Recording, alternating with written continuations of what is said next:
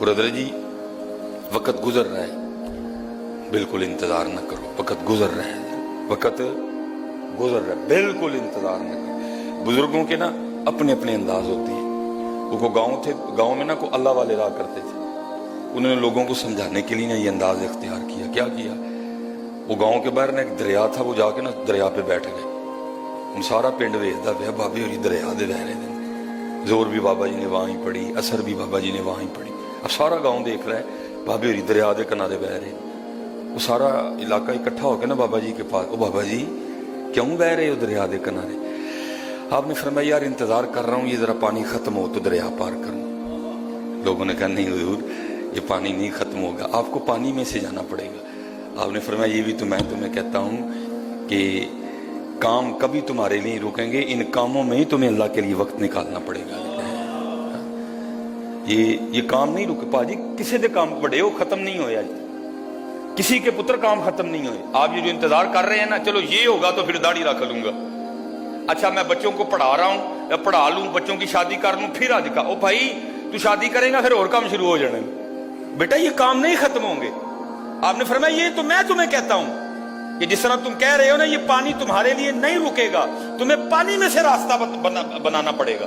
इसी तरह मैं भी तुम्हें कहता हूं वक्त तुम्हारे लिए नहीं रुकेगा, इसी वक्त में से तुम्हें जोर के लिए वक्त निकालना पड़ेगा, इसी वक्त में से तुम्हें असर के लिए वक्त निकालना पड़ेगा, इसी वक्त में से तुम्हें मगरिब और इशा के लिए वक्त निकालना पड़ेगा। ये ना इंतजार करो वो होगा तो फिर वो करूंगा, पता नहीं वो होगा क्या नहीं होगा, लेकिन ये तू कर ले, अभी वक्त है, ये तू कर ले। क्योंकि मेरे कीम साहब फरमाया करते थे, फरमाया अज सावी ने खुले रावी ने, अज सावी ने खुले रावी ने, अज सावी ने खुले रावी ने, ए ढोक अनोखड़े टुकने नहीं, तुर पईए ते मंजिला मुक जावन, घर बैठियां दे पैंडे मुकने नहीं हैं। अल्लाह या रसूल हैं जिंदा, ये नहीं रुकेगा जी, ये नहीं, इन कामों में ना पड़ो नहीं।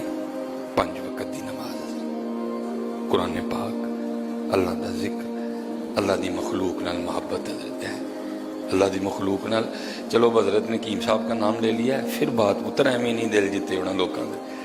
हकीम साहब फरमाते हैं बड़े हकीम साहब हकीम खादम अली साहब, साई आ गया, खुरक पई सारे वजूद, आया भी लेट, जोर के बाद, मतलब का टाइम खत्म हो चुका था। हकीम साहब फरमाते मैंने उससे कहा भाई ये लारी अड्डे के पास ना क्रिश्चियन टाउन, वहाँ बड़े ईसाई रहते हैं, वहाँ चला जाओ और कल आना।